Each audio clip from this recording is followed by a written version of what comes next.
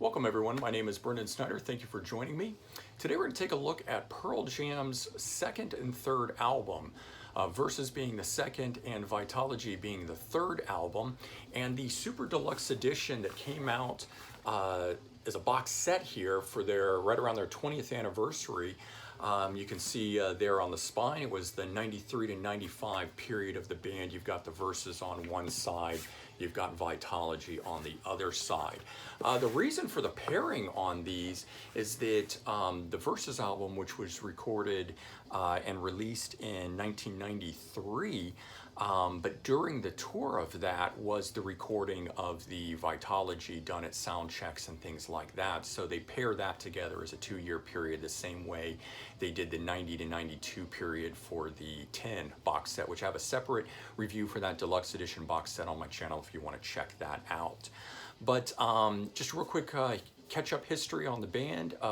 They formed out of the ashes of Mother Love Bone when their lead singer Andrew Wood died of a heroin overdose, and from that Temple of the Dog was formed. Stone Gossard, Jeff Ament with Chris Cornell to help them through the loss of their bandmate Andrew Wood.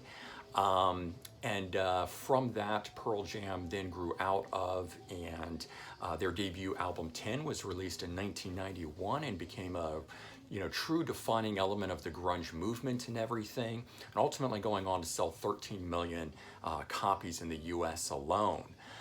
This box set here that came out has, as I said, Versus and Vitalogy in it. So it's got the CD and LP for Versus. It's got the CD and 2 LP set for Vitalogy. It has The Corner, which is a live show on both CD and 2 LP. And then it's also got something called Self-Pollution Radio, a cassette that is radio broadcast with Eddie Vedder as the DJ on it. And it was done January 8th, 1995. That's in here, which is pretty cool. Includes various bonus tracks and things like that, as well as memorabilia. So here's the box set itself. And this one, like the other one, has a vinyl, or I should say a fabric covering on this thing, and it is done up the same way as the other. As I mentioned, it's got the years that it spans there, and then you can see the vinyls here with this box, and we'll just slide this out. This is the sleeve part. We'll put this aside over here, and we'll put this down, and we'll take a quick look at the vinyls, just in that Versus being the first one here. And as I said, this came out in 1993, and it was their first collaboration with Brendan O'Brien, and their first with drummer Dave Abruzzi on it. And the band took an approach that they would record a full song at a time, meaning instead of just jamming something out and demoing and then recording and then mixing, mastering later, they actually recorded the full thing, mixed and mastered it all at the same time before moving on to the next track. Most of these songs were developed out of jam sessions, and it definitely contains a looser, more raw sound by comparison to 10, in my opinion. And the other interesting thing, during this time period, they decided to scale back the promotions for this album. They didn't record any music videos. That was such a big thing for the 10 album with Jeremy and everything.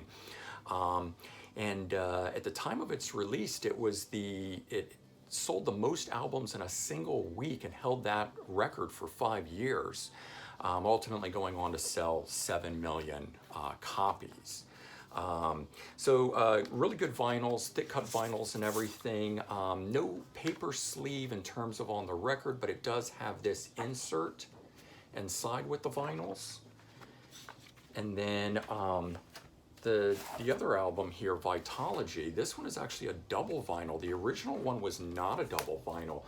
If you didn't know, it actually, the album, the vinyl of it, they released a vinyl for the album Vitalogy on November 22nd, 1994, which was 2 weeks before the CD and cassette came out. And I actually picked up the vinyl way back then. I was such a big Pearl Jam fan, I couldn't wait, so ran out and grabbed a vinyl of it, played it on my mom's record player, as I didn't have a vinyl record player at that time. And then 2 weeks later, of course, the CD comes out. But at the time, it sold 34,000 copies. And in 1994, when this album was coming out, vinyls just didn't exist. So this was the largest single sell of a vinyl and held that record all the way until 2014, actually. When the CD and cassette came out 2 weeks later, it sold 877,000 copies, so entering at #1 at that point. And so we have this, it's cool gatefold on the back side of it. And as I said, it is a double vinyl. There's not a sleeve again, but there is this insert that's in there that comes with it.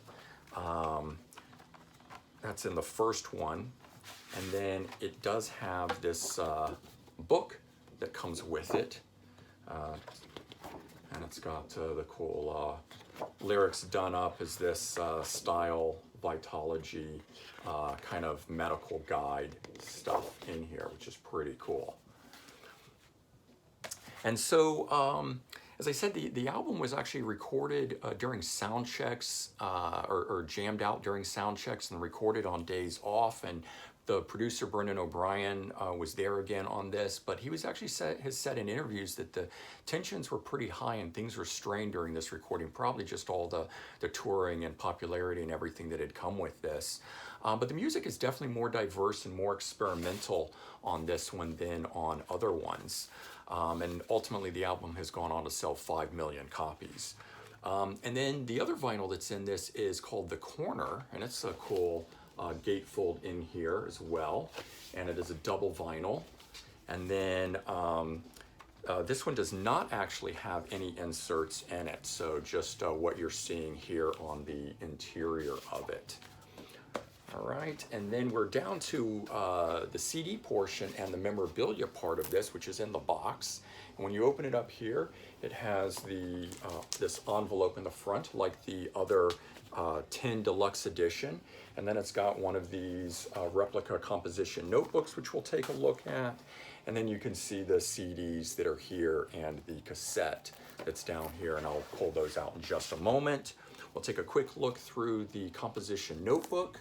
Again, laid out very similar to the one that is in the 10 Deluxe box set, collecting memorabilia, newspaper clippings, photos, you know, backstage passes, guitar picks, lyrics, set lists, all that kind of cool stuff that covers the 2-year period during that time. Very cool stuff in here. It does not have like a history write-up or anything, but a lot of really great images that really show you what was going on in their world during that time frame for the 2 years of 93 to 1995. There you go. And then we've got the memorabilia, which is in this envelope here. There's the back side of it. I'm just gonna lift this off and we'll slide it out here. Okay. And it's pretty similar to the other one that they did. They've got a cool backstage pass here, but this one, Mirror Ball, which is with Neil Young. If you don't know that, Pearl Jam backed up Neil Young on an album. Definitely worth checking out. Then we've got a hard laminate backstage pass, all access, double-sided, which is really cool. This one came with a guitar pick. It's only a single-sided guitar pick, nothing on this side of it. And I don't know why the first one, the 10, didn't come with it, other than perhaps they didn't have logoed guitar picks yet at that time. Cool ticket, which is double-sided on here. This was at the time when they actually started making their own cool tickets like these, instead of just the Ticketmaster versions. And then, like the other packaging, they've also got postcards that are in this for the singles, Spin the Black Circle, Go, Daughter, and Animal, right? So even though there were no videos, they did release singles for this. And we've got 2 posters that come with this. And we'll open this up here. This one here is a single-sided poster for the release of the album. Big blow-up of the animal on the front there, talking about its release date. And then that one being for Versus. I like this one for Vitalogy. This one's actually a double-sided. It's shaped like a vinyl. Of course, there was a single on here called Spin the Black Circle, so it makes sense that they would be promoting so much of it with vinyl. That's the single side, and you flip it over here, and it's got the reverse side and the tracks that are on it. So just like a real vinyl double-sided, so is the poster, which is pretty cool. And then, again, like the other 10 box set, we've got these 12 by 12 cards, but where the other ones actually had write-up information about the albums, this one does not. It's just cool photos of the band and stuff like that that are in here, which are still cool to get, but I do miss that. I did really like the informational aspect and the way they presented it on the 10 box set. All right, and then we will now take a look at the 2 remaining items that are inside the box itself, the CD package portion of this and the cassette.